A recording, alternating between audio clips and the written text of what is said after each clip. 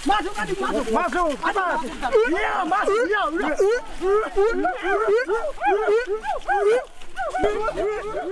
Kayu besi rawa sepanjang 17 meter ini disiapkan untuk membuat salib. Melihat panjangnya, timbul pertanyaan, siapakah yang akan disalib? Siapapun itu, pasti sesuatu yang lebih besar dari mereka.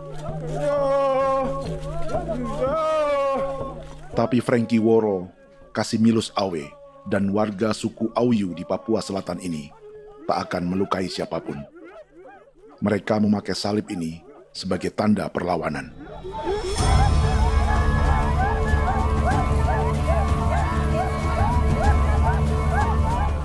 Yang mereka lawan memang lebih besar, yaitu pemerintah Republik Indonesia. Pemerintah sedang mengincar 2,5 juta hektar hutan orang Papua untuk proyek tanaman industri pangan dan energi.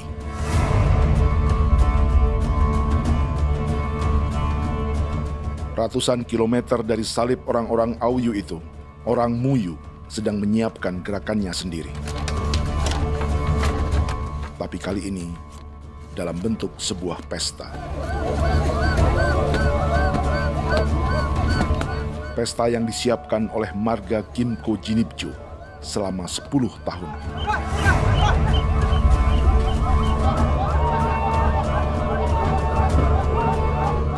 Sosok di marga ini adalah Willem Kimco, orang asli Papua yang tak punya kartu identitas kewarganegaraan manapun.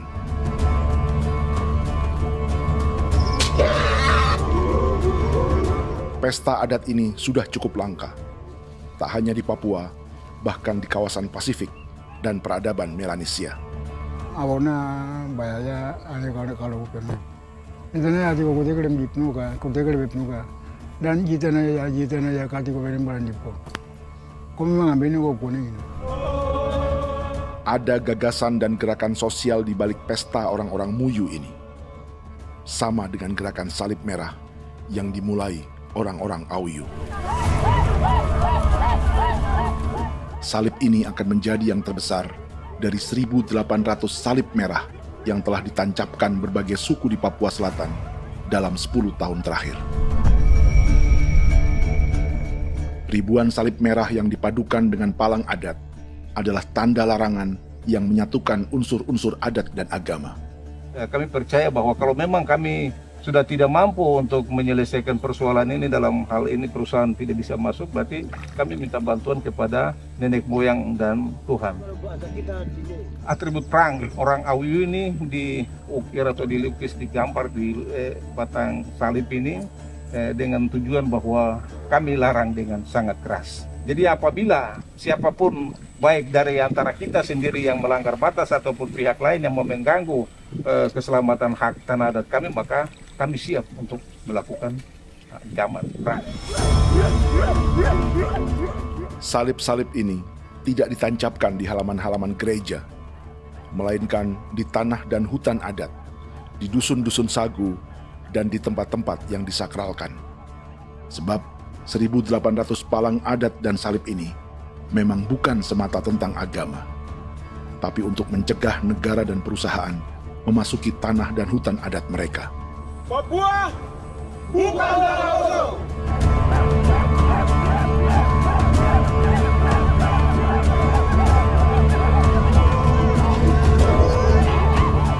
Di zaman TikTok ini, kami ingin menceritakan semua ini lewat film yang pendek.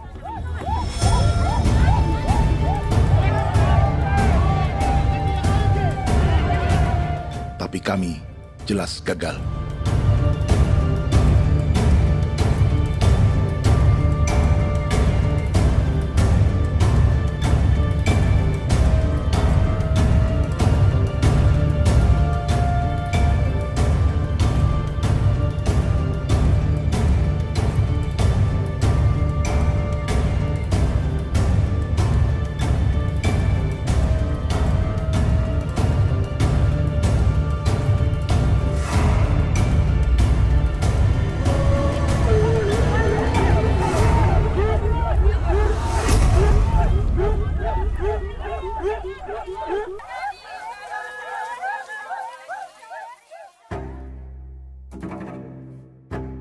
Di planet ini, ada 5 pemilik hutan hujan tropis terluas yang tersisa. Kongo di Afrika, Brazil, Peru, Bolivia, dan Indonesia.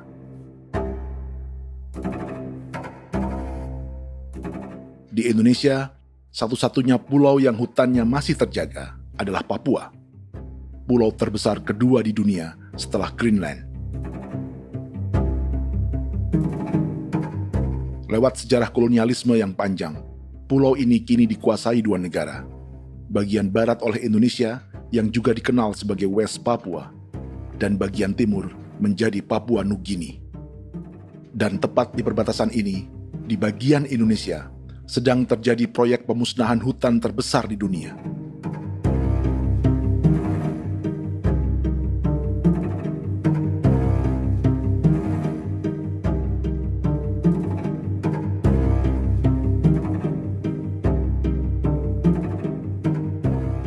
Pemerintah Indonesia sedang membuka lebih dari 2,5 juta hektar hutan untuk sawit, tebu, padi, dan peternakan. Ini disebut proyek strategis nasional untuk lumbung pangan dan energi yang jadi ambisi 3 presiden. Bagian terbesar direncanakan untuk mencetak sawah seluas 1,3 juta hektar. Lalu bagian lain akan ditanami tebu seluas 560.000 hektar untuk gula dan bioetanol. Setiap liter bensin di Indonesia akan dicampur bioetanol 10% atau E10. Ada 10 perusahaan di proyek ini, dan semuanya dimiliki oleh 1 keluarga saja. Berikutnya, ada areal sawit seluas 400.000 hektar untuk biodiesel. Targetnya mencampur 50% solar dengan minyak sawit atau B50. Dan terakhir, pemerintah akan membuka peternakan seluas 380.000 hektar. Jadi, apa yang salah dengan proyek pangan dan energi ini? 5 orang Papua dalam film ini akan menjawabnya.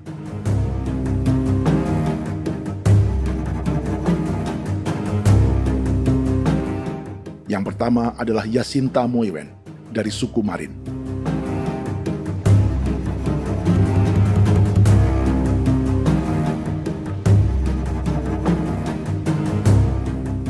Yasinta dan warga di distrik Ilwayap di Merauke sudah menjadi korban.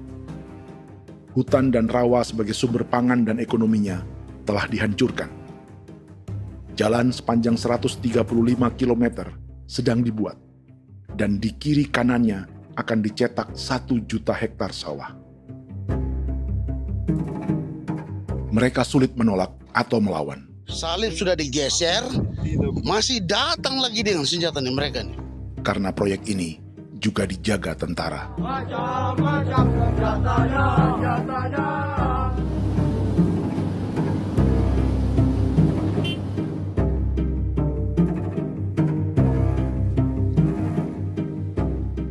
Yang kedua adalah Natalis Buer di distrik Tanah Miring, Merauke. Petani milenial ini merasa ditelantarkan. Sebab setelah hutannya diubah menjadi sawah, sebagian sawah-sawah ini tak tergarap. Orang asli Papua seperti Natalis tak punya modal untuk benih, pupuk, perawatan, hingga ongkos panen.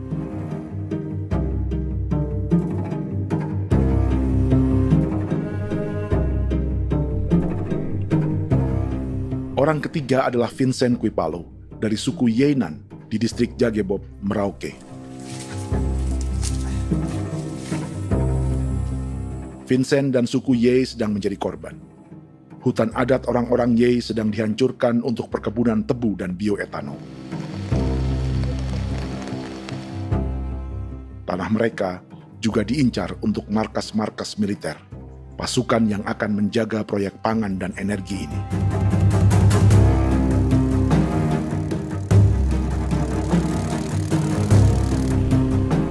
Yang keempat adalah Frankie Woro dari suku Auyu di distrik Fofi, Kabupaten Bovendigul.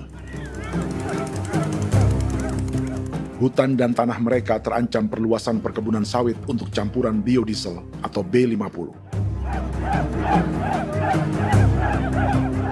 Orang-orang dari suku Auyu ini adalah calon korban. Merekalah salah satu pelopor gerakan Palang Adat dan Salib Merah. Meski kadang berseberangan dengan gereja yang mereka anggap lebih mendukung pemerintah dan perusahaan. Mereka bahkan sedang merencanakan gerakan yang lebih besar, dengan salib yang lebih besar. Tanah milik Somu Sobisiba itu bahwa tanah ini diciptakan oleh Tuhan dan memberikan warisan kepada kami. Kami ini hanya hak jaga.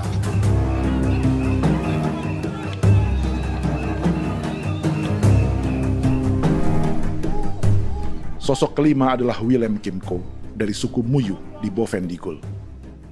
Tokoh adat dari Muyu ini hidup di garis belakang proyek negara, sehingga belum menjadi korban. Tapi mereka sedang bersiap menghadapi segala kemungkinan. Tinggal di belantara dan perbatasan membuat sebagian mereka tak punya status kewarganegaraan. Tapi mereka telah hidup jauh sebelum ada Indonesia atau Papua Nugini.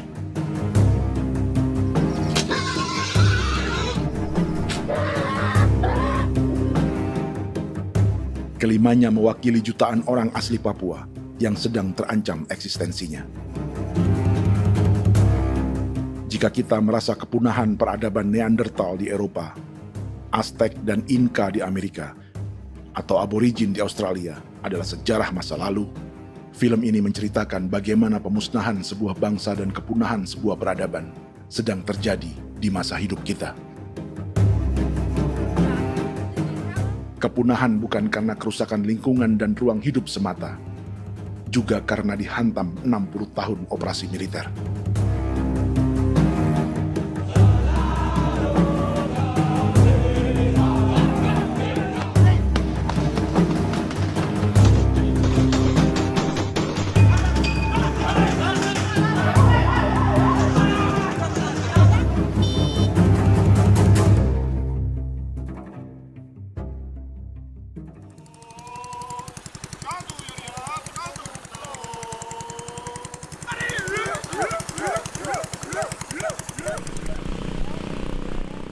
Frankie Woro dan orang-orang Auyu sedang berburu. Tapi lokasi perburuan mereka mulai dikuasai perusahaan perkebunan sawit.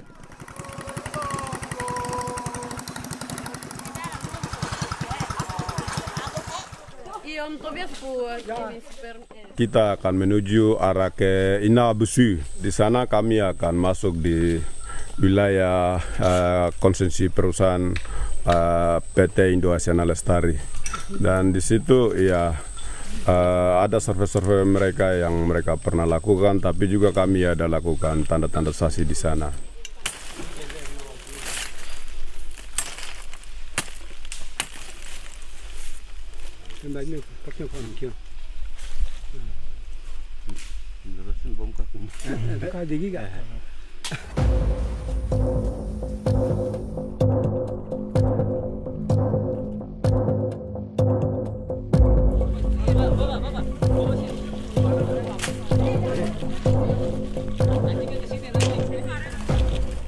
Dapat dengan yang induknya, tapi karena induknya dia lari dan terlambat kerja, akhirnya yang bisa kita dapat dia punya anak ini saja.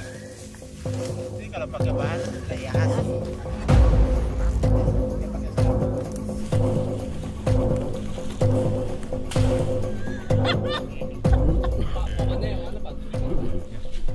Pohon ini pohon bitanggur, dia punya kayu ini kita biasa gunakan untuk kerja perahu, dan juga kulit depu getanya itu kita pakai untuk kerja ini, panah-panah ini lem, jadikan lem ini, panah-panah. Hutan ini adalah supermarket bagi suku Auyu. Juga lumbung pangan atau bank untuk menyimpan deposito kekayaan alam. Hutan juga tempat yang penuh dengan sejarah suku, situs budaya, dan tempat-tempat sakral. Inilah yang sedang mereka pertahankan dari incaran pemerintah dan perusahaan. Untuk semua alasan ini, mereka menancapkan ribuan salib merah.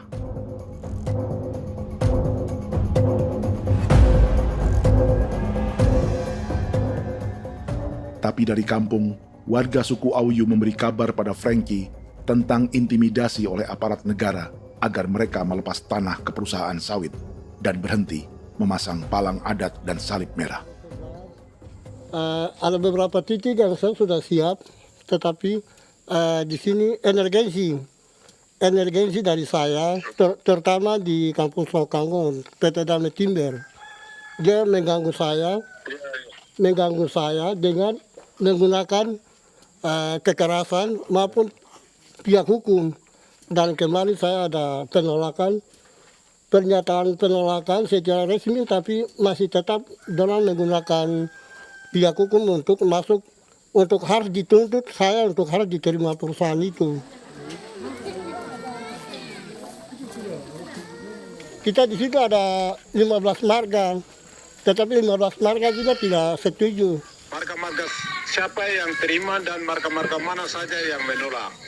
Nanti kita lihat dari pertimbangan itu, dan di situ dan kita undang mereka untuk bicara dengan kami. Sebagai sosok yang aktif dalam gerakan, warga Auyu terus memberi informasi lapangan kepada Frankie yang tak selalu berada di kampungnya. Izin pernyataan yang mereka paksa saya untuk tanda tangan itu, tapi sementara saya tidak tanda tangan. Data semua ada di tangan saya. Ya. Baik, kalau gitu itu lebih bagus karena tanda tangan itu yang berbahaya. Iya. Tanda tangan itu yang lebih berbahaya karena sekarang ini modern dan canggih, dan itu yang mereka biasa pakai untuk tipu muslihat. Mereka biasa pakai itu di tanda tangan itu. Betul.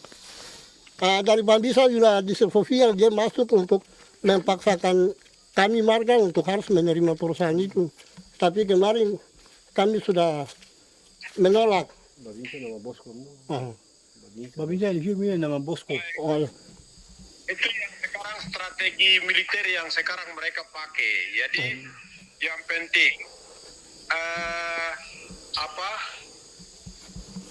masyarakat itu yang benar-benar mau menolak siap dukung ketua marga siapa yang nanti tampil. Ini adalah peta konsesi sawit untuk biodiesel dalam proyek strategis nasional. Dan di distrik Fofi inilah, orang-orang Auyu hidup dari sungai dan hutan. Tapi Frankie di Bovendigul masih lebih beruntung.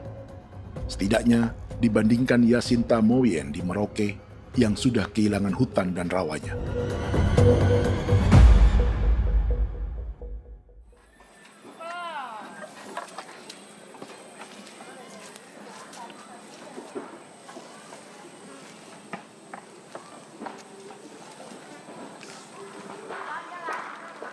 Yasinta dari suku Marin adalah petani sayur di Kampung Wanam, distrik Ilwayap, Merauke.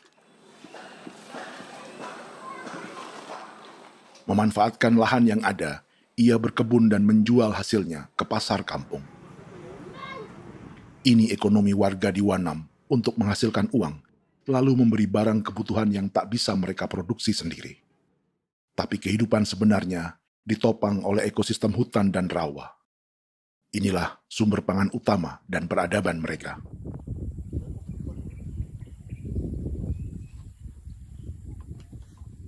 Namun ketenangan ini diusik ketika tiba-tiba pada Mei 2024, di Pelabuhan Wanam datang ratusan alat berat untuk proyek pangan dan energi pemerintah.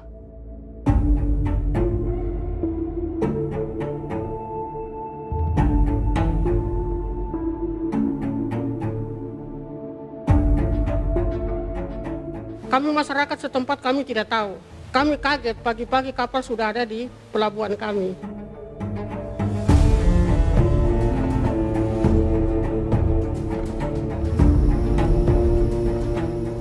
Yasinta Moywen atau Enrika Gebze dan warga lainnya tak pernah diajak bicara atau dimintai pendapat. Seakan-akan Papua adalah tanah kosong. Kita suka kaget yang dong bawa turun alat berat dong bawa turun, kita kaget masyarakat. Dorang subongkar itu kayu-kayu.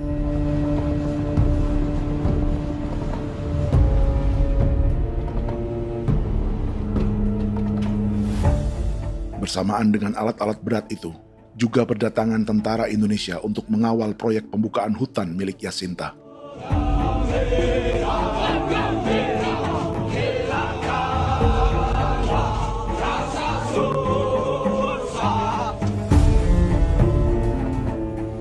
Ribu alat berat didatangkan dari Cina ke Papua oleh perusahaan bernama John Lin Group sebagai kontraktor pemerintah.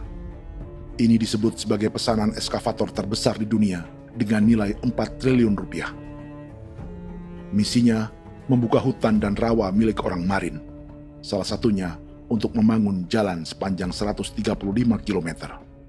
Sementara di kiri kanannya akan dicetak sawah yang ditargetkan seluas 1,3 juta hektar. Jalan berupa garis lurus ini bukan rute tradisional ekonomi masyarakat. Jalan ini akan menghubungkan kawasan perkebunan sawit dan tebu di sebelah timur, juga untuk mobilisasi pasukan militer. John Lin Group adalah perusahaan yang dimiliki Andi Samsudin Arsyad atau yang dikenal dengan Haji Isam. Sebagian orang mengenalnya sebagai pengusaha yang hobi balapan mobil.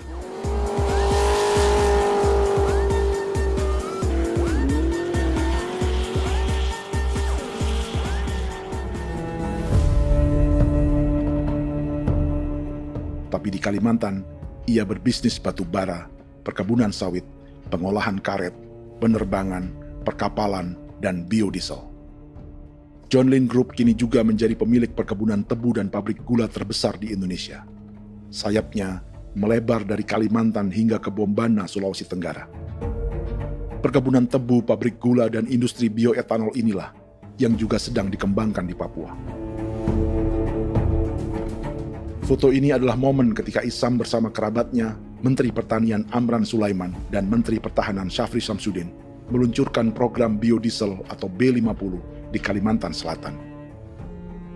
B50 artinya setiap 1 liter solar, 50%-nya akan dicampur minyak sawit.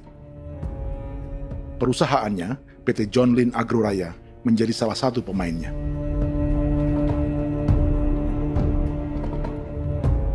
Sepanjang tahun 2025, saham PT John Lin Agroraya pernah naik hingga 700%.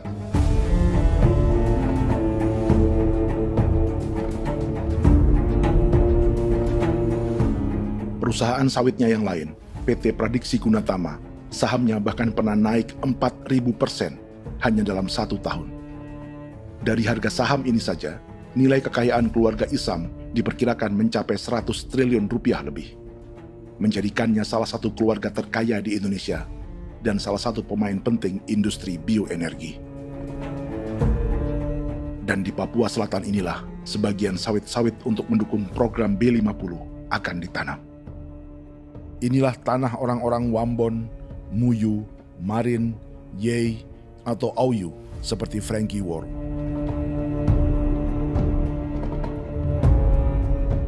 Haji Isam pernah menjadi tim kampanye nasional Presiden Joko Widodo dalam pemilu 2019 saat melawan Prabowo. Bintang Mahaputra Utama diberikan kepada Saudara Andi Syamsuddin Arsyad. Beliau berjasa luar biasa dalam mendorong pertumbuhan ekonomi daerah maupun nasional. Setelah menjadi presiden, Prabowo memberi gelar kehormatan Bintang Mahaputra Utama pada Isam.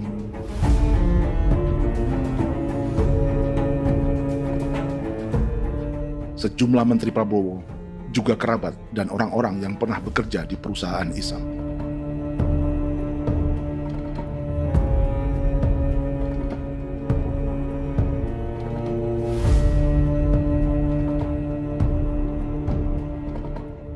Lawan sebesar inilah yang sedang dihadapi Jacinta di kampung Wanam, Merauke. Atau petani perempuan lain seperti Enrika Gebse. Jadi alam kita ini sudah rusak. Jadi kita itu biasa jalan dari sini tuh harus pasang jerat di situ, harus cari makan di situ lagi. Itu tempat-tempat itu pasang-pasang jerat, tempat babi, rusa, sekarang sudah tidak ada lagi.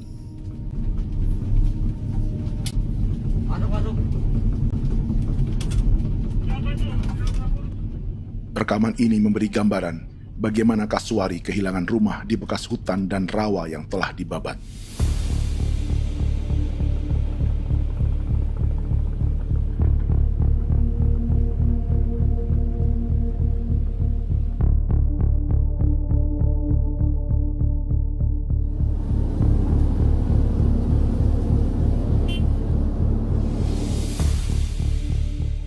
Keterlibatan tentara dalam proyek pangan dan energi di Papua memakai dalih bahwa ancaman terhadap negara kini tak hanya perang secara militer,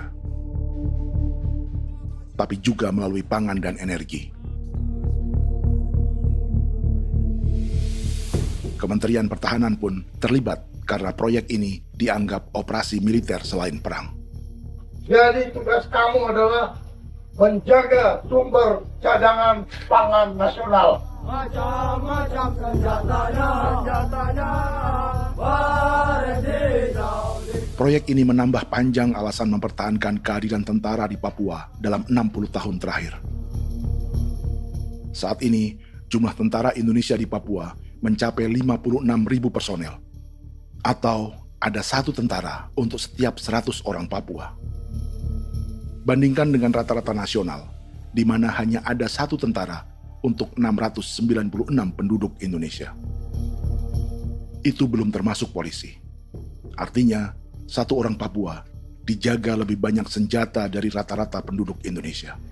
Tanah dan hutan diambil secara sepihak untuk kepentingan pembangunan batalion dan bandar antariksa. Ini bentuk perampasan masyarakat. Penolakan kehadiran markas-markas militer terjadi di sejumlah tempat di Papua. Tak hanya karena trauma dan ketakutan, juga karena mengambil tanah-tanah adat.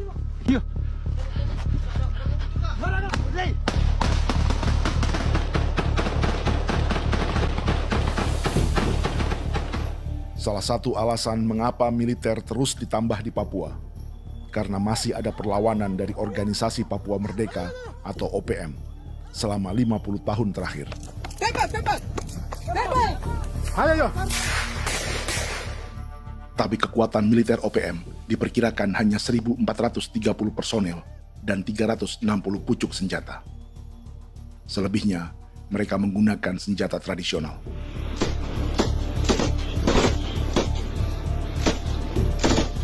Dengan demikian, kekuatan tentara dan polisi di Papua 58 kali lebih besar dari gerilyawan Organisasi Papua Merdeka.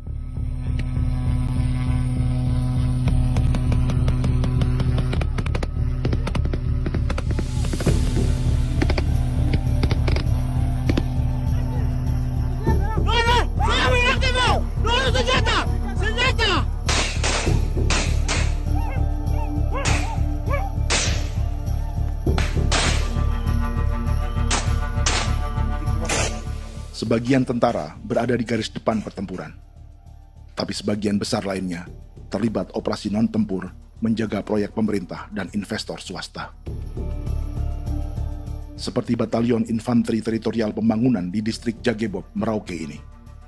Lokasinya bersebelahan dengan konsesi lahan tebu untuk gula dan bioetanol milik PT Murni Nusantara Mandiri. Baik perusahaan maupun markas militer, keduanya mengambil hutan milik suku Ye dari marga Kuipalo. Tapi orang datang tanam ini saja di sini, tanam papan nama ini. Victor Kuipalo menunjukkan apa yang terjadi. Jadi kita juga kaget ini. Nah, kalau ini papan nama ini memang ini papan nama ditanam tapi bukan haknya mereka yang ini. Ini hak kami di sini, hak dusun kami, marga Kuipalo yang punya hak dusun ini. Setelah memasang patok, alat berat mulai bekerja untuk membangun markas militer di tanah orang Ye.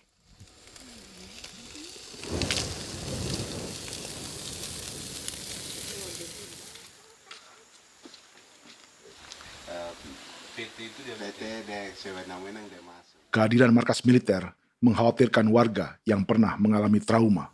Takut kenapa? Kalau macam yang awal macam sekarang bu kampung hidup ini kan aman. Terus kenapa harus didirikan korem di sini? Bukankah dengan adanya Korem semakin aman ada tentara di sini? Kalau untuk kampung kayaknya tidak bisa aman kalau ada tentara, paling masyarakat dipukul itu ini. Kalau kampung hidup begini malah saya sejahtera dan saya punya masyarakat. Apa pernah ada pengalaman buruk sebelumnya dengan tentara di daerah sini? Ada yang cerita waktu pos-pos di sini tuh di 13, 12 itu zaman katanya Patimura. Memang kasihan. Malah kita punya orang ini yang dianiaya betul, dipukul. Disuruh kerja bakti tidak mau atau lama mencari, namanya kita pangkur sagu itu butuh waktu 1 minggu. Kalau lama begitu ya paling diseret apa pukul itu. Operasi militer Indonesia di Papua dimulai tahun 1962 lewat Operasi Trikora. Tapi perlawanan bersenjata pertama di Papua baru dilakukan tahun 1965 di Manokwari. Nanti tanggal 1 Mei jam 12.30 pemerintahan di Irian Barat mutlak akan jatuh di tangan.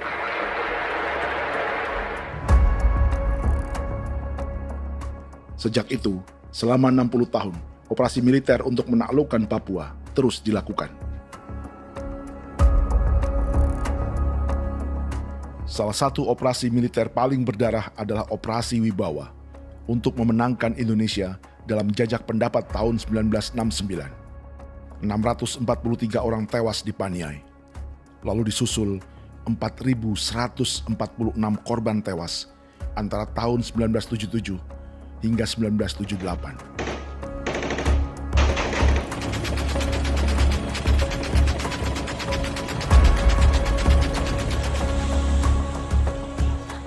Operasi militer ini menimbulkan gelombang pengungsian hingga kini.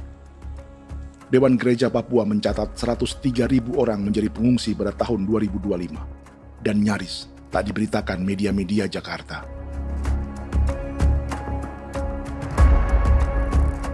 Jumlah pengungsi terbesar tercatat di Nduga yang mencapai 20.000 jiwa. Banyak di antaranya yang sedang hamil, seperti Jubiana, salah satu pengungsi Nduga. O tagarik mesikagi be muguruk berselari di namen wane gosel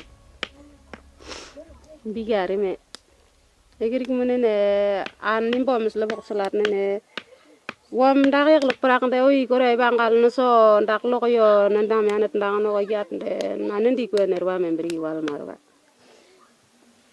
egirik mener wa tri bel no semana o ngal siya kaya ber kumbik nyak masla ore na me wo gosuluk ri namen wani go semane kuman nak wani wani ndemo golok ndak mesri namen bre golok wanak no semana ne nebe minit waru ra kana bi nindige war de mino pragit de laina bulan Maret April yana mana kantan barak na lire na bam ne.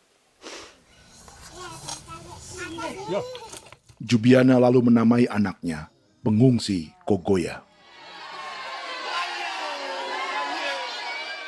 Selain Jubiana, juga ada Emma dari Maibrat yang melahirkan di hutan.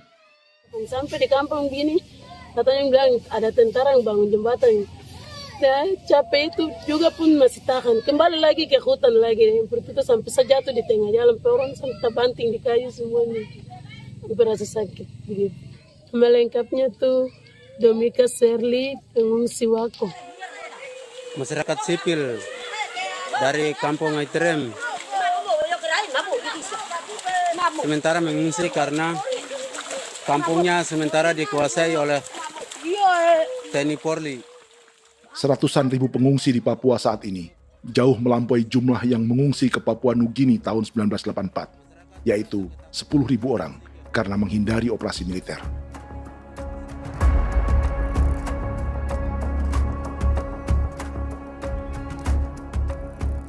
Bersamaan dengan operasi militer, eksploitasi sumber daya alam Papua juga dilakukan sejak masuknya tambang emas dan tembaga Freeport pada tahun 1967.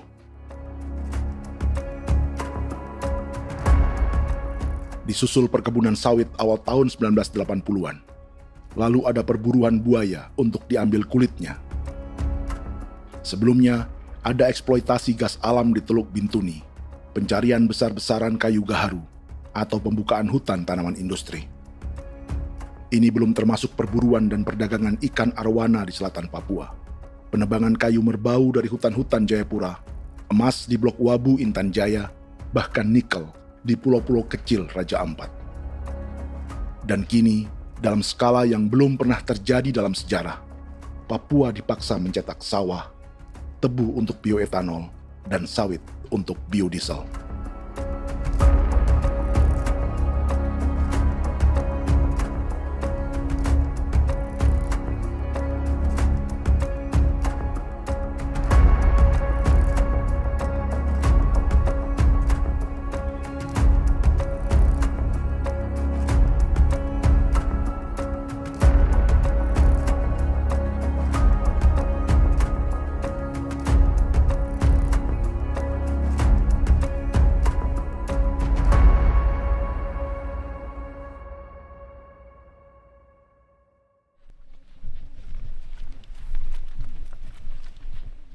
Inilah yang sedang menimpa keluarga Vincent dan Victor Kuipalo di Merauke. Hutan mereka diambil untuk markas militer dan industri perkebunan, PT Murni Nusantara Mandiri. 1 dari 10 perusahaan yang diberi konsesi untuk menanam tebu dan memproduksi gula serta bioetanol seluas 52.000 hektar.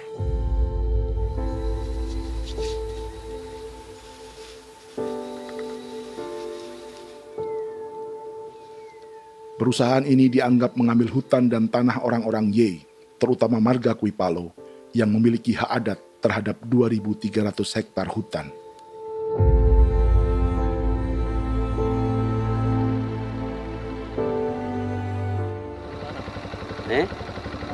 Tentara?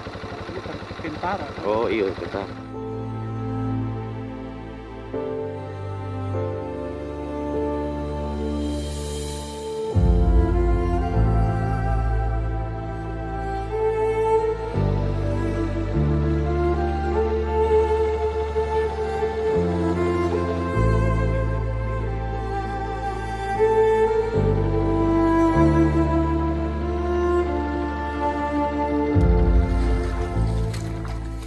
Keluarga Kuipalo sedang melihat apakah perusahaan semakin mengancam tanah mereka.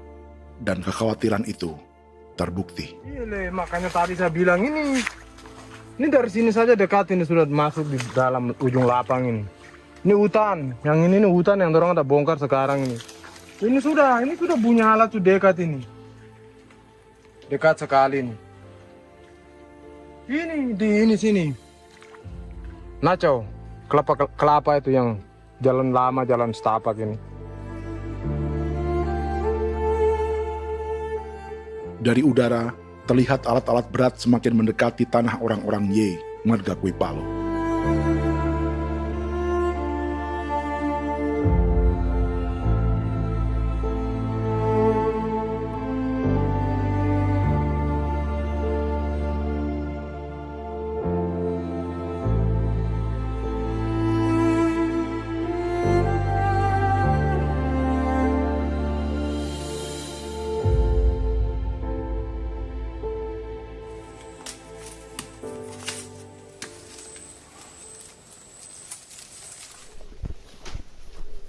Keesokan harinya, Victor dan kerabatnya memberi tanda cat merah di pohon-pohon yang berada di batas tanah mereka.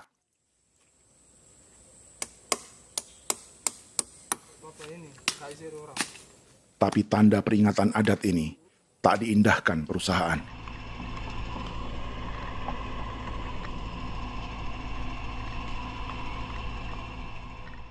Dua bulan kemudian, perusahaan tetap memasuki tanah marga Kuipalo. Sama. Kami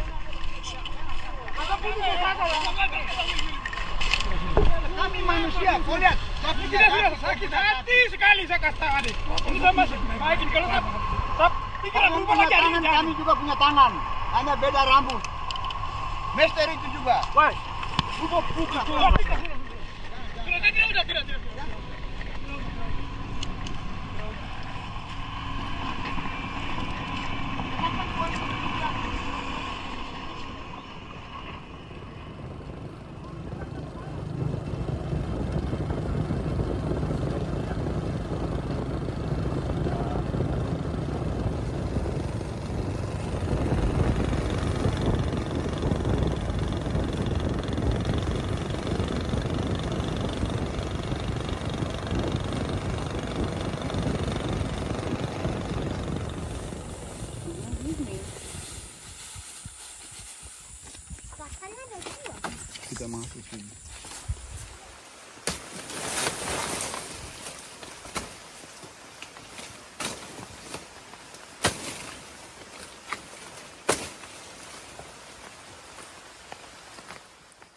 Jadi ya untuk itu seperti saya katakan tadi, apakah lebih baik kita tidak usah ada kah atau bagaimana, kita pisahkan, pisahkan dari negara ini kah? Jangankan tuh, saya kemarin bicara sama Daniel, datang sama saya dengan persoalan Kodam ini. Saya bilang, Pak Daniel, kalau lebih baik saya ngungsi ke Papua Nugini. Dia bilang, aduh Bapak jangan begitu. Ya memang, kalau tidak bisa menghargai kami, lebih baik pilihan yang itu yang saya memilih. Lebih baik saya pindah dari sini. Saya mengungsi ke Papua Nugini, di negara tetangga. Masih di laut. Apa?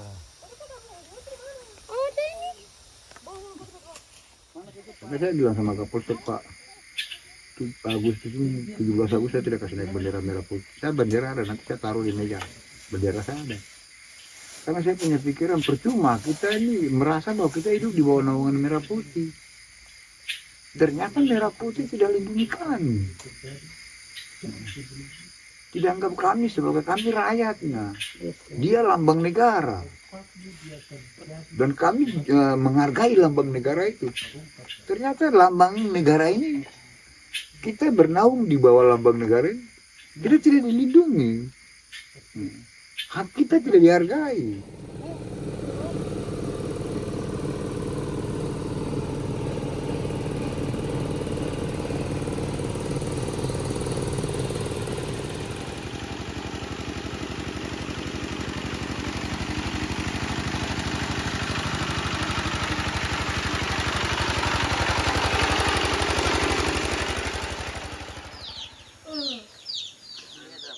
Marga Kuipalo dari suku Ye terus mendapat teror dan intimidasi agar melepas tanah mereka yang hanya dihargai Rp300.000 per hektar.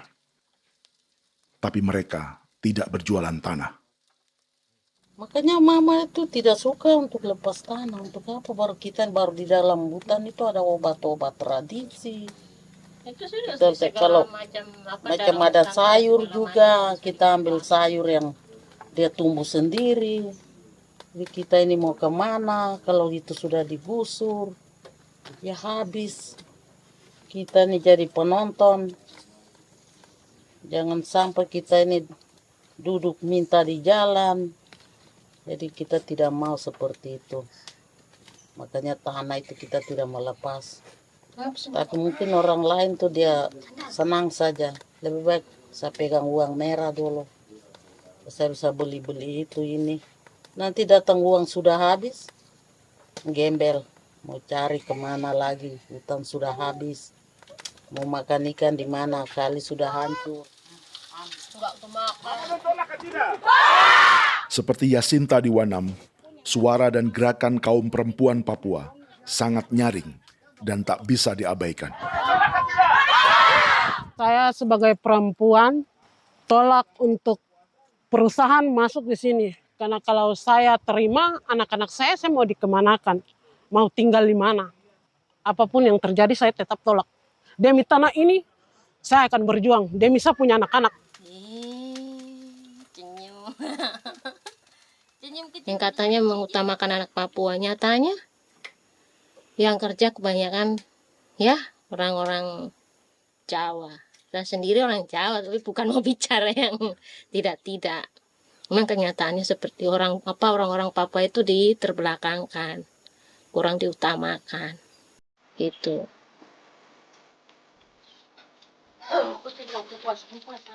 Proyek food estate seperti mencetak sawah, bukannya tak diikuti warga Papua.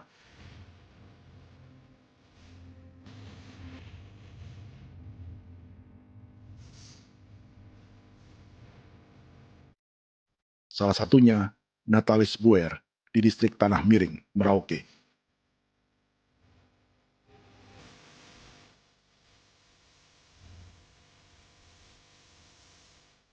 Setelah menghabisi hutan, pemerintah Indonesia mencetak sawah untuk tanaman padi karena beras mulai menjadi makanan pokok menggantikan sagu. Sebagian besar penggarapnya adalah warga transmigran yang datang sejak era 1980-an. Bahkan petani transmigran sudah ada sejak Belanda membuka proyek padi kumbe di distrik Kurik. Lokasi yang sering jadi langganan pejabat Indonesia memamerkan sawah di Papua. Tapi Natalis juga ingin belajar menanam padi atau bersawah. Namun ia kesulitan karena dibutuhkan modal untuk benih, pupuk, hingga pemeliharaan dan panen. Lalu sawah-sawah ini pun mulai dikuasai pendatang.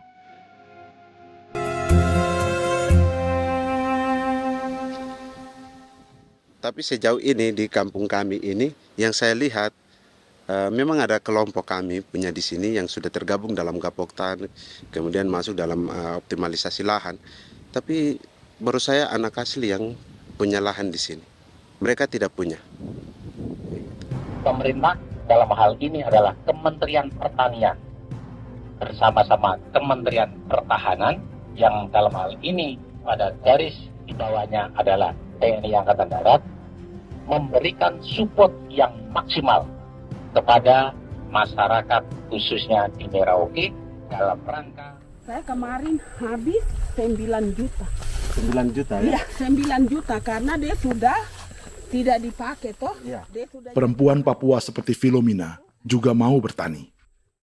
Pemerintah memberi bantuan Rp900.000 per hektar lewat program optimalisasi lahan atau OPLAH. Tapi dibanding biaya produksi dan harga jual gabah, Filomina mengaku berkali-kali rugi dan kini memutuskan tak lagi menggarap sawahnya. Terus kita harus cari uang untuk kombeng. Betul. Karung kita beli. Karung beri sendiri lagi. Tenda kita beli. Ini dari yang offline ini don tidak siapkan. Tidak ada.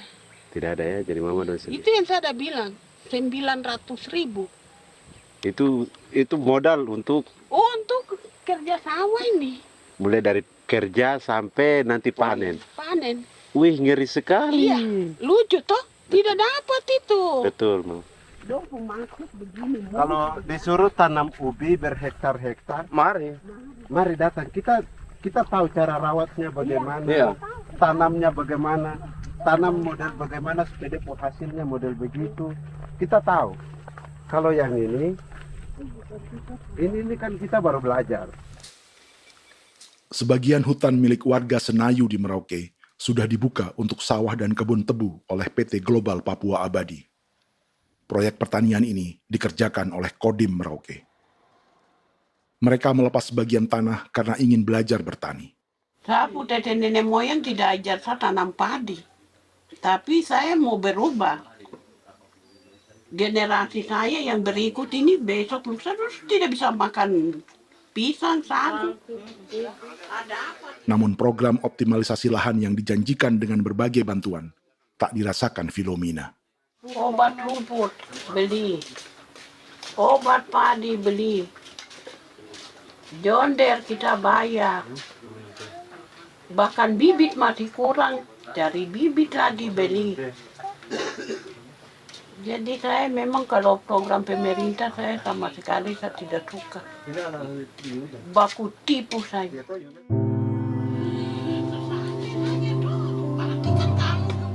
Mereka merasa ditinggalkan sendiri, jatuh bangun belajar bertani padi. Sementara sumber pangan dan air yang semula mudah didapat, kini telah berganti sawah dan kebun tebu. Dulu kita masih bisa jalan, nanti masak di kali, pakai air kali. Minum pakai air kali. Sekarang, kok mau masak? Tidak ada air. Air sudah susu, mau minum tidak bisa. Sudah dengan obat. Drone semprot tebu itu saja drone. Drone yang semprot. Saya lihat di itu. Jadi kita bukan drone yang terbang di atas untuk disemprot. Iya, ada semprot obat. Dong lempar pupuk di bawah ya dia mengalir ke kali. Mengalir ke kali, ke rawa-rawa.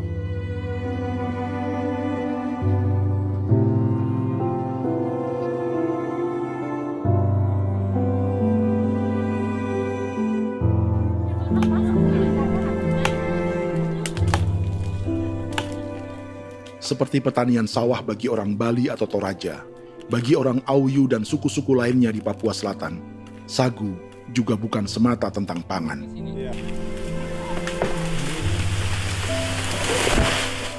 Bagi orang Auyu dan Marin, sagu adalah kerabat, sosok orang tua, sosok nenek moyang yang harus dijaga dan dilindungi.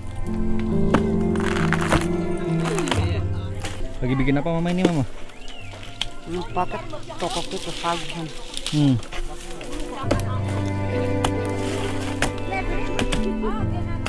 Kami diingatkan oleh leluhur, sagu itu tidak boleh digusur dan tidak boleh diganggu dengan cara apapun, dan di dalam rangka kepentingan apapun tidak boleh. Kamu harus bela, bahkan sampai nyawa pun harus menjadi taruhan demi membela keselamatan keberadaan sagu di atas tanah ini.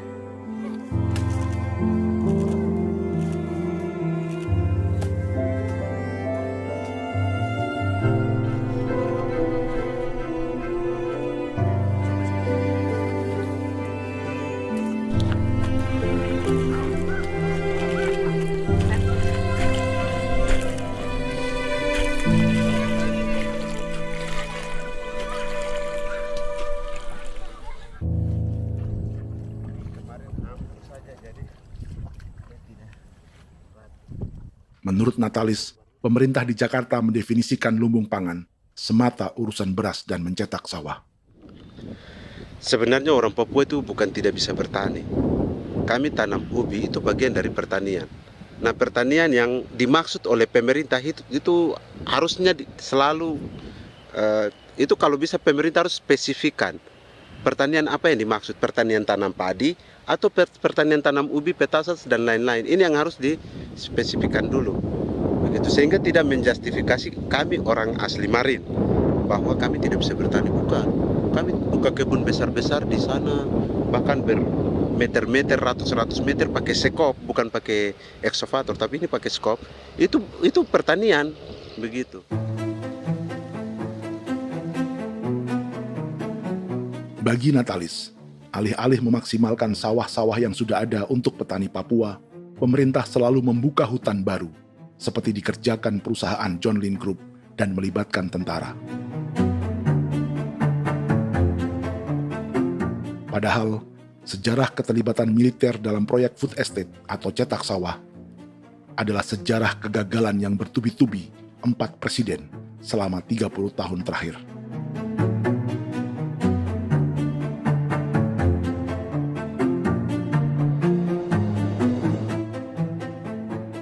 Papua bukan yang pertama menjadi proyek lumbung pangan yang melibatkan tentara. Kalimantan telah menjadi korban 30 tahun sebelumnya.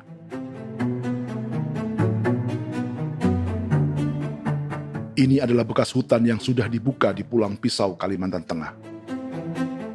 Tahun 1996, di era Presiden Jenderal Soeharto, ia menghabisi 1 juta hutan di lahan gambut untuk mencetak sawah demi memenuhi ambisi swasembada beras, bukan swasembada pangan.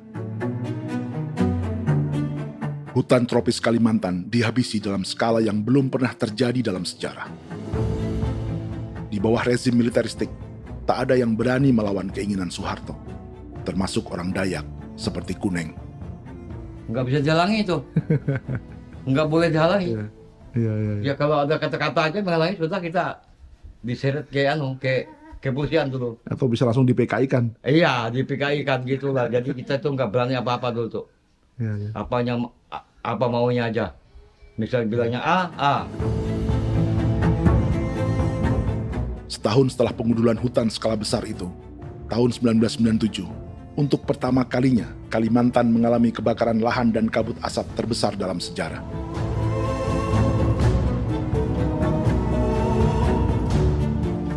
Sebagai ilustrasi, ini kondisi kabut asap tahun 2015.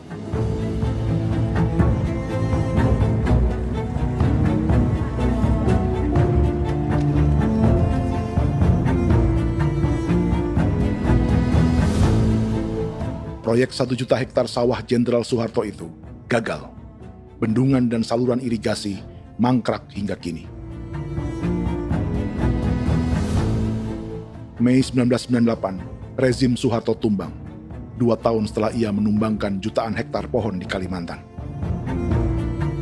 Setiap tahun, lokasi ini menyumbang kebakaran dan kabut asap yang merugikan jutaan orang.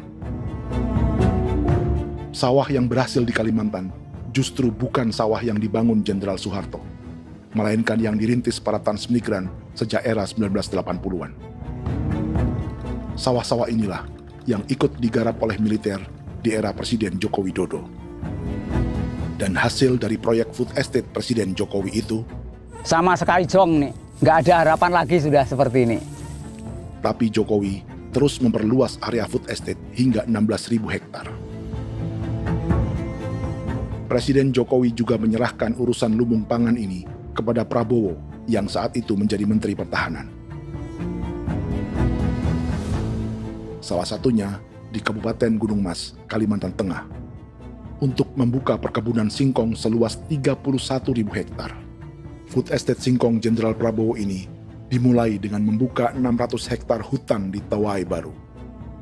Proyek singkong untuk bioetanol ini pun dijaga tentara. Dan seperti Jenderal Soeharto, proyek Jenderal Prabowo ini pun gagal.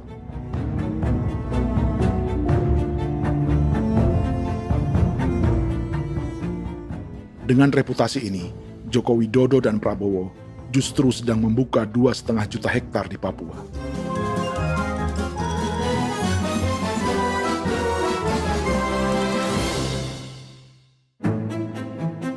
Setelah Jenderal Soeharto, Presiden Jenderal Susilo Bambang Yudhoyono juga mencoba membuka food estate di Papua sejak tahun 2010. Namanya Merauke Integrated Food and Energy Estate atau MIFE. Proyek ini juga gagal. Lalu di lokasi yang sama, Jokowi berusaha meneruskan dengan proyek mencetak sawah 1,2 juta hektar yang juga gagal. Sekarang yang paling siap adalah 1,2 hektar. Yang 1,2 juta hektar. Dan kini, Prabowo yang pernah gagal dengan 600 hektar singkong di Kalimantan justru akan mengulangi di Papua dengan skala 2,5 juta hektar. Di daerah Papua pun harus ditanam kelapa sawit supaya bisa menghasilkan juga BBM dari kelapa sawit. Dalam setiap proyek pangan dan energi di Papua, yang lebih menonjol bukan tanaman pangannya, melainkan untuk energi atau bahan bakarnya. Sawit untuk biodiesel dan tebu untuk industri bioetanol. Ada 10 perusahaan yang diberi konsesi hingga 0,5 juta hektar untuk tebu. Dan 10 perusahaan itu dimiliki oleh satu keluarga saja.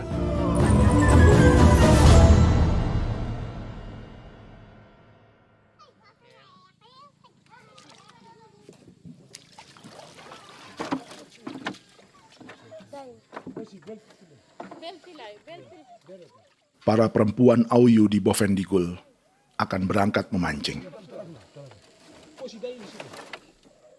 Priska Beni membantu menyiapkan perahu.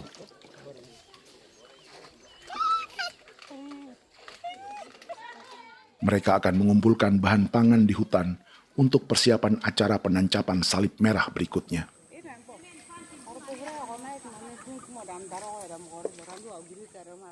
Priska sudah mengambil posisi memancing.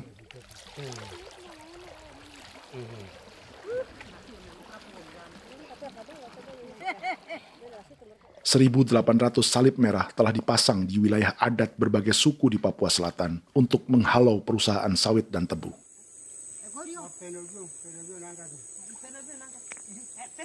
Maria Tebung yang paling muda datang membawa hasil. 2 ekor ikan gastor alias gabus toraja.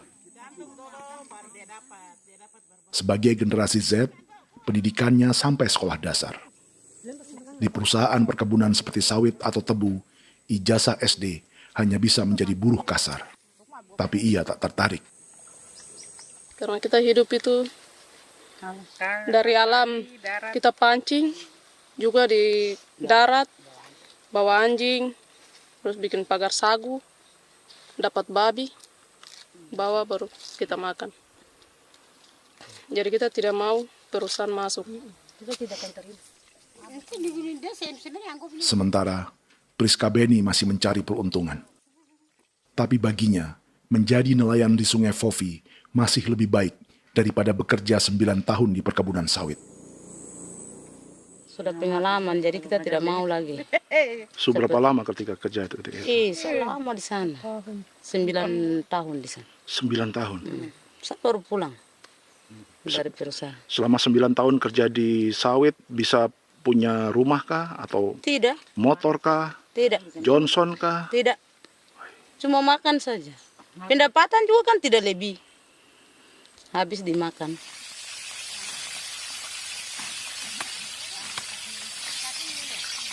Satu minggu libur berapa hari? Tidak libur. Minggu tetap kerja? Tetap kerja. Tidak bisa ke gereja? Hari Minggu kerja. Hari Minggu juga kerja. Dia tidak mengenal agama perusahaan itu. Di grup perusahaan sawit Korindo, Priska digaji 2 juta rupiah per bulan dan tinggal di mes karyawan. Tapi gaji itu dipotong bahan makanan atau BAMA rata-rata 1 juta rupiah setiap bulan.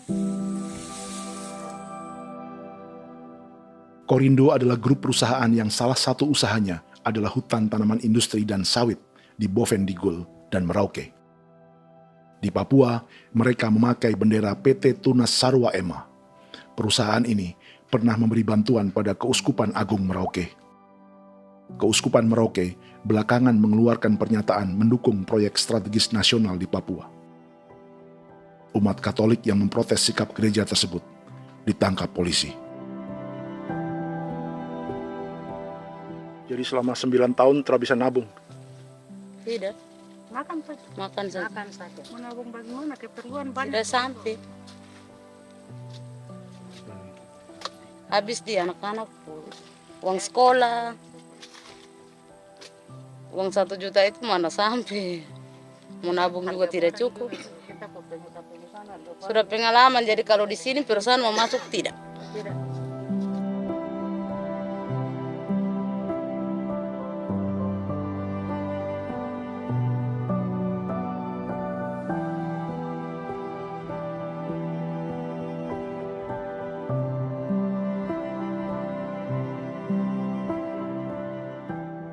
Dan menu makan siang seperti ini agaknya sulit bagi buruh sawit atau tebu yang digaji 2 juta rupiah per bulan.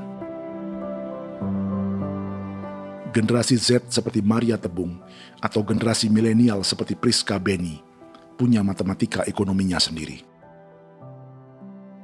Sawit untuk biodiesel atau tebu untuk bioetanol tak akan ada bedanya bagi mereka.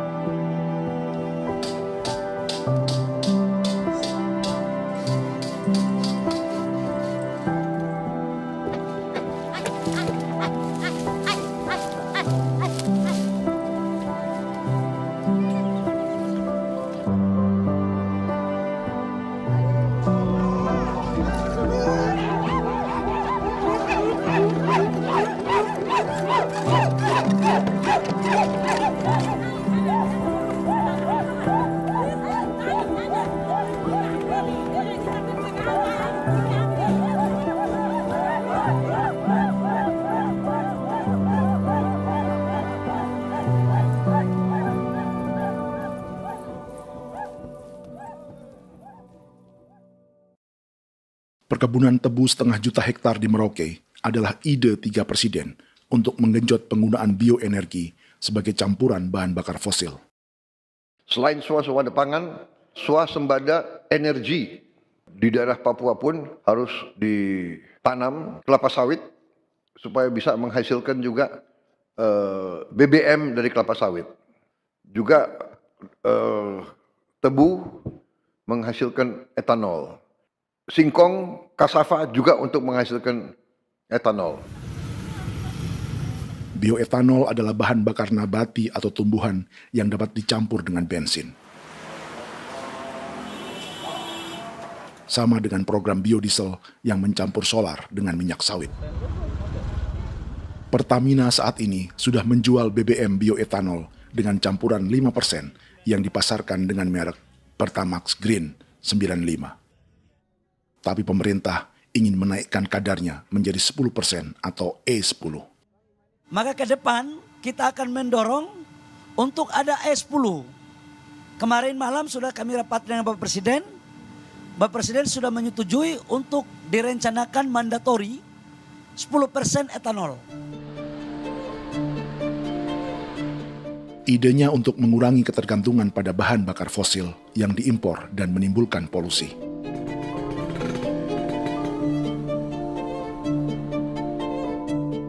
Tapi bioetanol bukannya tak mengorbankan lingkungan, hutan, rawa, dan manusia. Karena program E10 membutuhkan 7,3 miliar liter bioetanol, maka lahan yang dibuka untuk menanam tebu bisa mencapai 1,3 juta hektar. Sementara saat ini, luas perkebunan tebu di Indonesia hanya 500 sampai 600 ribu hektar. Artinya, butuh lahan baru hingga 800 ribu hektar untuk menanam tebu. Dan 500 ribu hektar diantaranya sedang dibuka di Papua. Hutan yang tadinya untuk menumbuhkan pangan berubah jadi tanaman untuk bahan bakar di jalanan. Kecepatan pulihnya hutan beradu dengan jumlah dan kecepatan kendaraan di jalanan.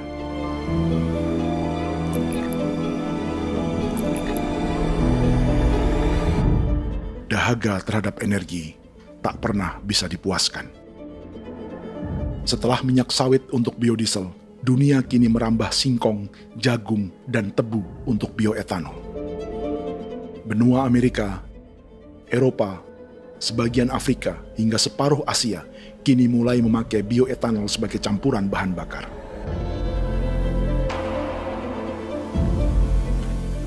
Selain perebutan lahan, masa depan dunia juga dibayangi semakin mahalnya harga pangan karena persaingan antara perut manusia dengan tangki kendaraan.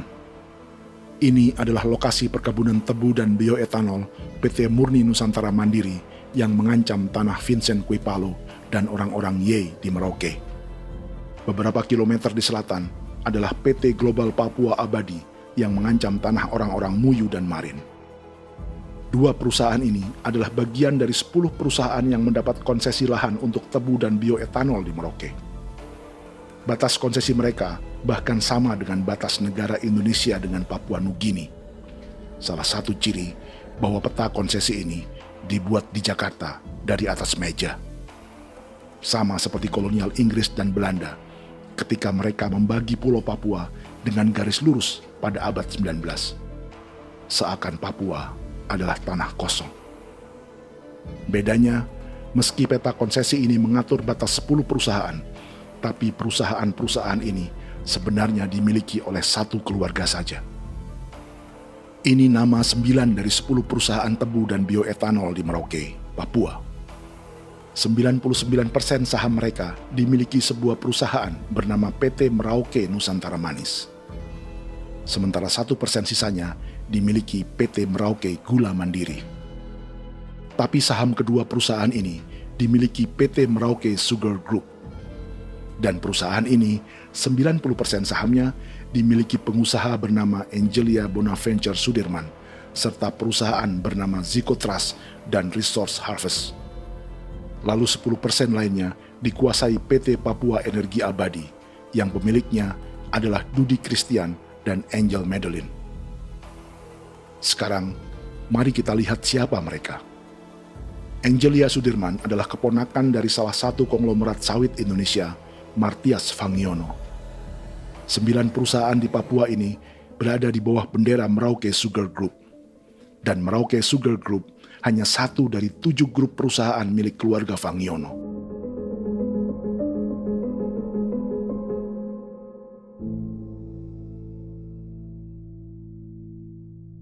Ini Martias Fangiono.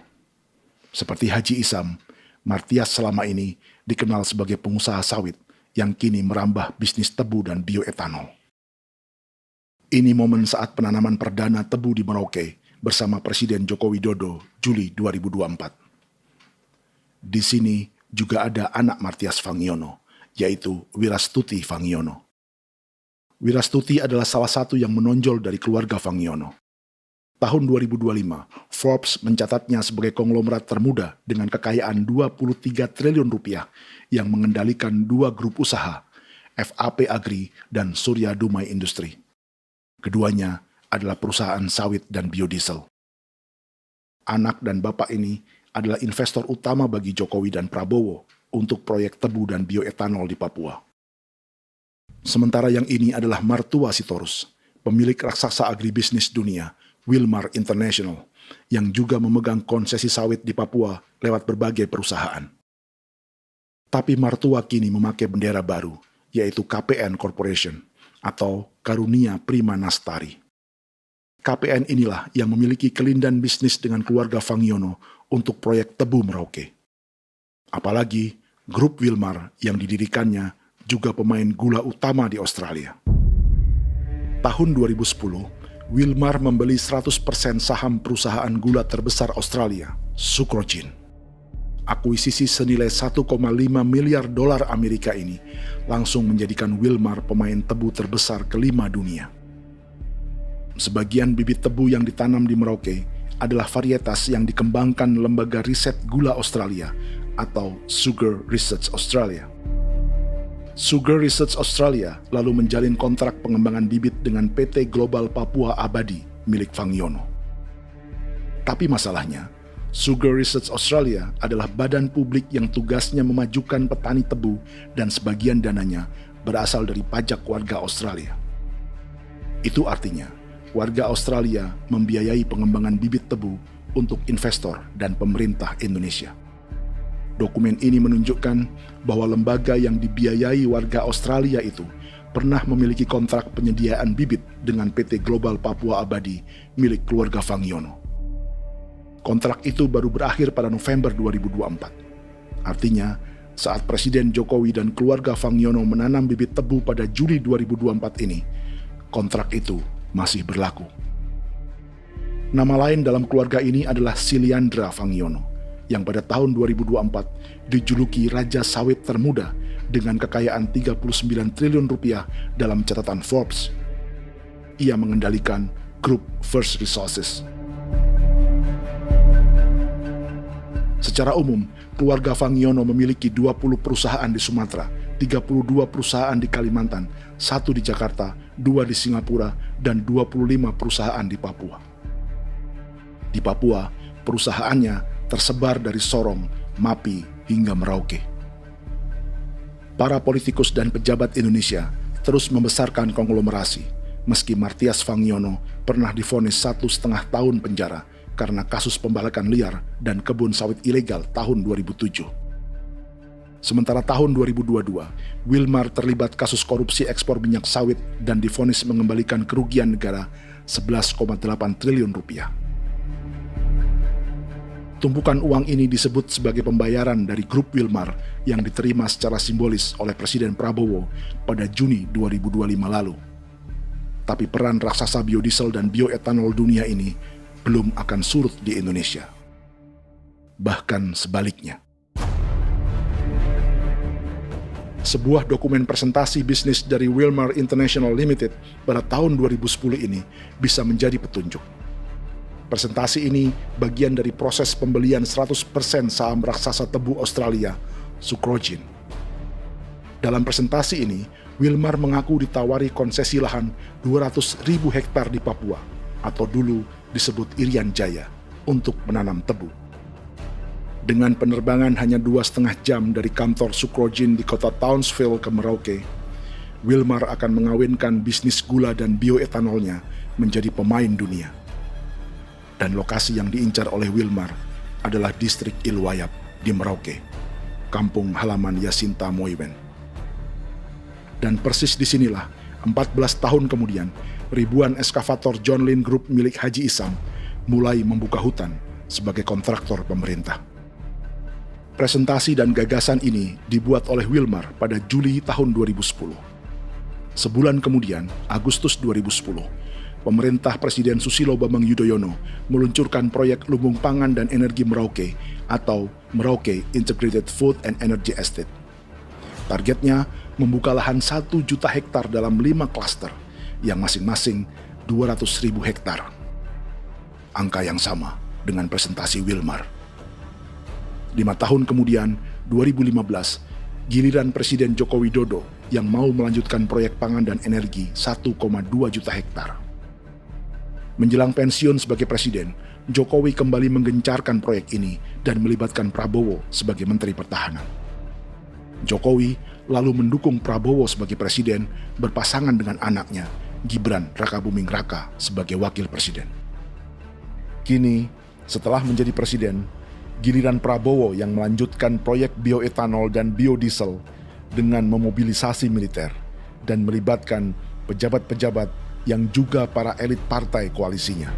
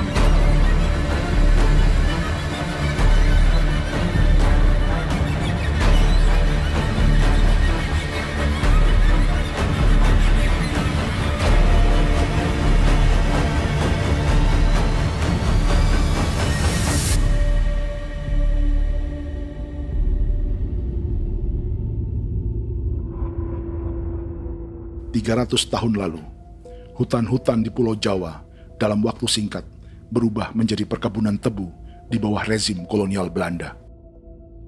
Orang Jawa menjadi buruh dan petaninya dipaksa menanam tebu. Dari kolonialisme dan politik tanam paksa itu, Belanda memperkaya negara dan para investornya.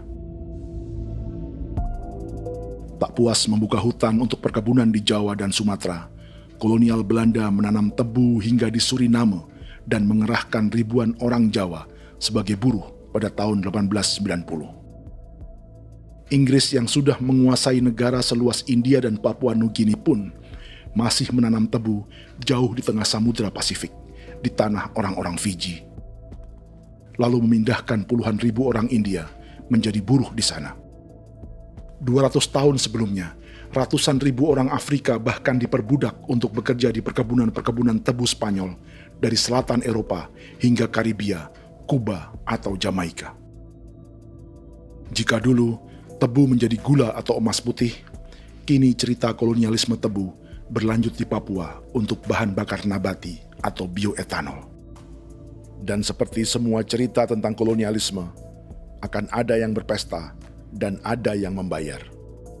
Dalam setiap cerita pesta kolonialisme, baik di Jawa, Karibia, atau di Papua, selalu melibatkan para elit lokal, dari pejabat, perwira, hingga agamawan. Tapi dalam setiap kolonialisme, juga selalu ada cerita tentang mereka yang mempertahankan diri dan melawan.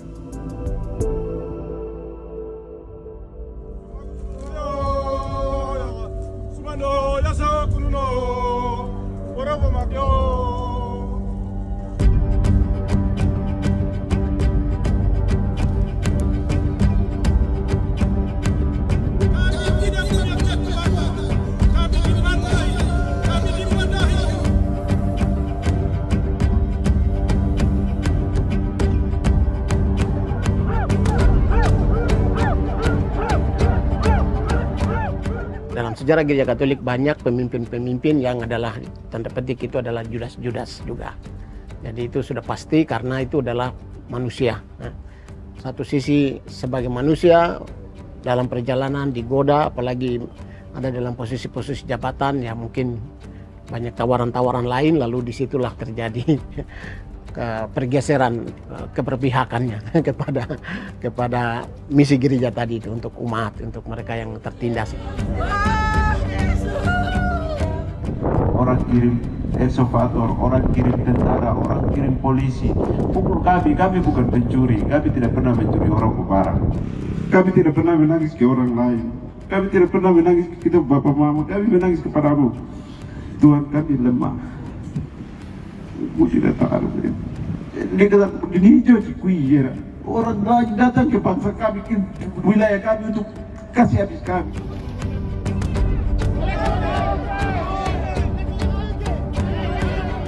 Kimam Dehi, Ya Kimam Dehi, Bono Ya Hadigul Dehi, Bono Ya Hadigul Dehi.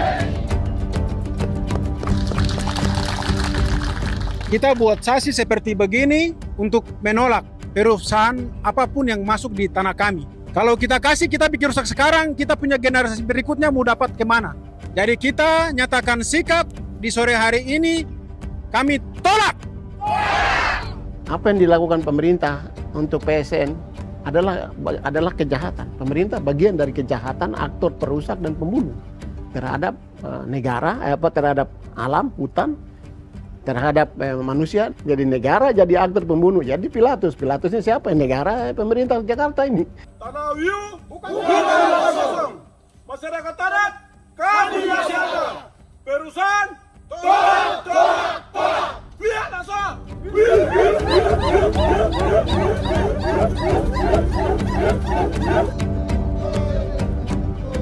Jika tanah adat dan hutan adat hilang, kami mau hidup di mana?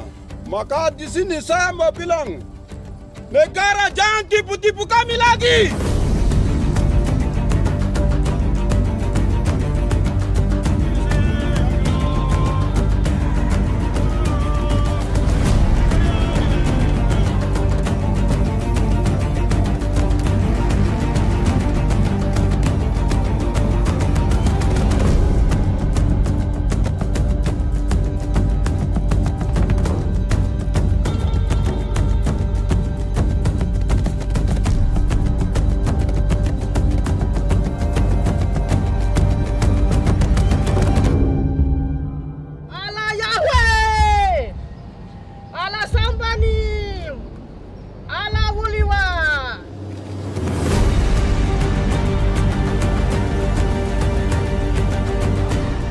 Kalau kami dianggap orang Papua itu bagian daripada Republik ini, tolong hargai kami.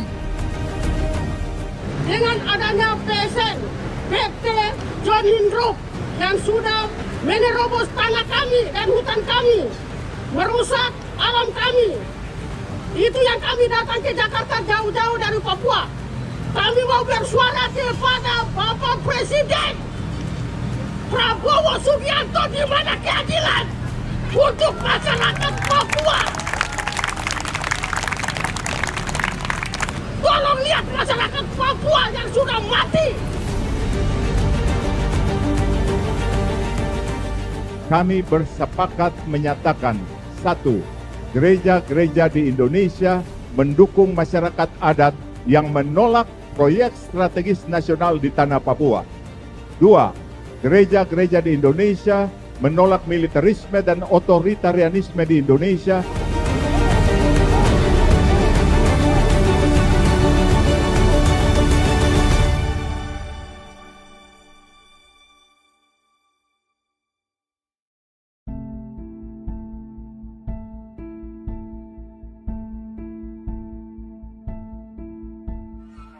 Kita sering merasa banyak hal buruk sudah jadi cerita sejarah. Dan kita sekarang hidup lebih baik, lebih beradab, atau mustahil melakukan kejahatan seperti di masa lalu.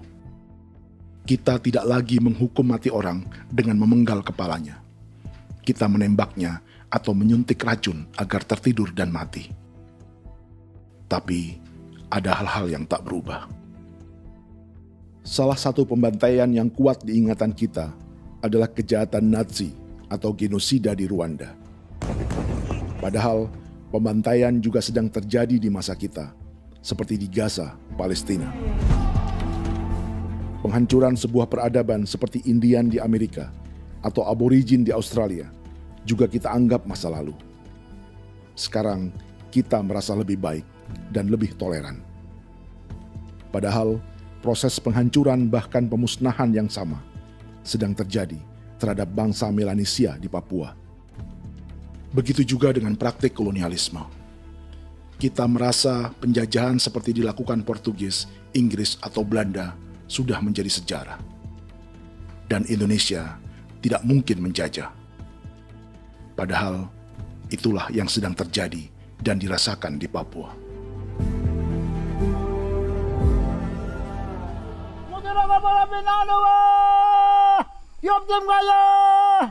Kawatang Maya, Upaka Maya, anak dia mana nama. Jalannya sejarah ini disadari Willem Kimco di pedalaman Bovendigol, Papua. Hidup terpencil dan tak tersentuh urusan negara bukan berarti selalu aman.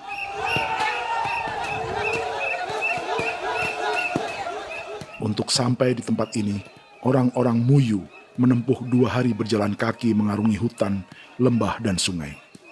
Termasuk mereka yang datang dari perbatasan Papua Nugini.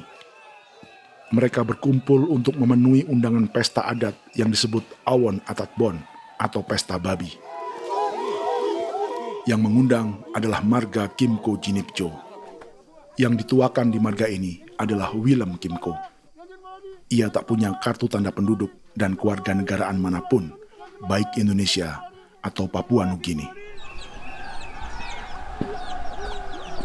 Tahun 1984, 10.000 orang Papua, terutama suku Muyu, mengungsi ke Papua Nugini untuk menghindari operasi militer Indonesia, termasuk Willem Kimco.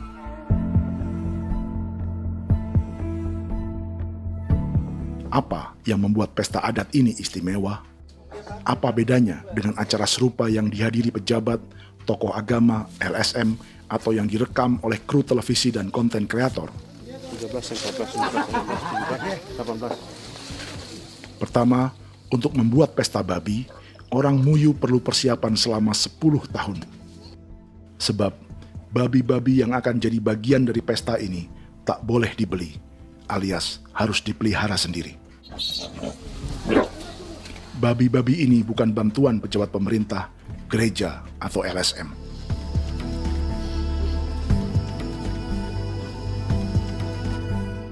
Yang kedua, babi-babi ini tidak dipelihara di kandang.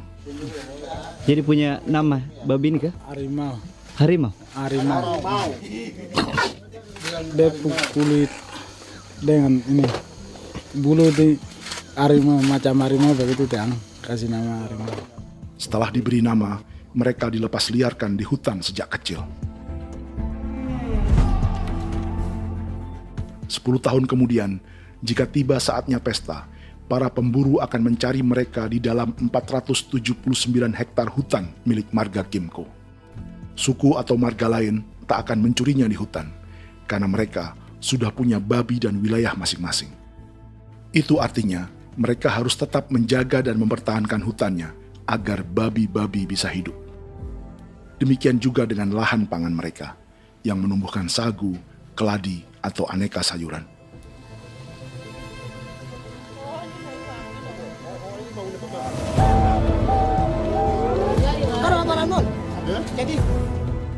Yang ketiga, dalam Awon Atatbon atau pesta babi, binatang ini tidak dimakan secara gratis. Setiap marga atau klan dalam suku Muyu akan membayar jerih payah tuan rumah menjaga hutan dan memelihara babi.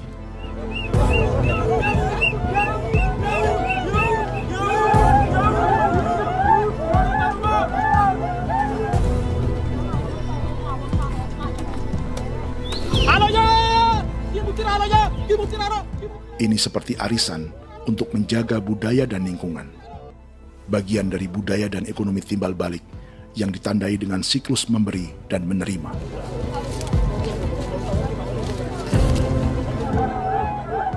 Ini juga cara orang Muyu membangun dan memperluas aliansi. Awon bet begul bet, ulan yau kandoet, asat bet anani, asat bet jenek liganani, oh, ado amten anani, menini tene yage, kepo ke mau kau di mana? Kepo ke mau mayat nih. Kep tetek mau yang kep kan bet wini ke iftore wen, ne tene ya kadek nih, oke, kepo nanti kutu oke mau kepo ke pasar kutu orang nih. Kene man gini wane wanjo. Koko kati bolon ya bengo. Koko kuning bolon ya. Jika Willem Kimco dan marganya bisa menjaga hutan dan wilayahnya, marga lain ikut diuntungkan sebagai sebuah ekosistem. Demikian juga sebaliknya. Alasan keempat, mengapa pesta babi ini memiliki tempat khusus dalam peradaban orang Muyu, karena Willem Kimco khawatir peradaban mereka akan punah, menyusul ancaman terhadap ekosistem dan hutan. Setiap marga atau klan harus mengkonsolidasi diri dan membangun aliansi.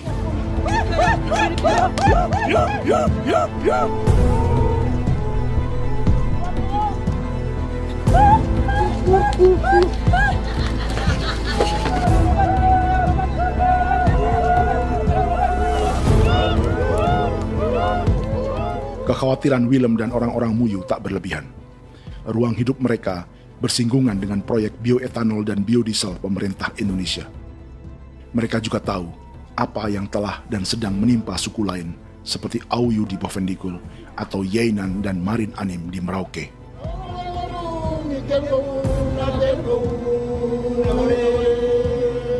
Jika suku-suku lain menggunakan palang adat dan salib merah sebagai gerakan perlawanan, orang-orang Muyu memakai pesta babi untuk mempersiapkan diri dan konsolidasi.